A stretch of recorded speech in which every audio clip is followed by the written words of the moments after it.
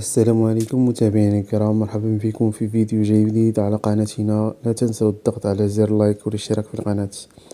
مرحبا بكم في فيديو حول وصول المنتخب المغربي لكرة القدم فجر الأحد إلى مطار الرباط سلا قادمين من مدينة بوسطن الأمريكية بعد اختتام مشاركة الأسود الأطلس في نهائيات كأس العالم، والتي استضافتها الولايات المتحدة وكندا والمكسيك، حيث توافد مجموعة من المشجعين إلى المطار لاستقبال البعثة المنتخب المغربي رافعين الأعلام الوطنية وسط هتافات أشادت بما قدموه في كأس العالم.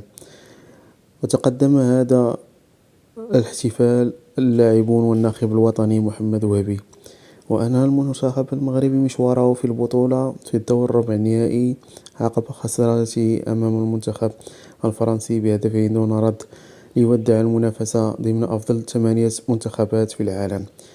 كما أن المنتخب الوحيد الذي مثل القارتين الإفريقية والعربية في هذا الدور بتأهله إلى الدور الربع النهائي، عاجزا عن تحقيق التأهل إلى الدور النصف النهائي الذي حققه سنة 2022.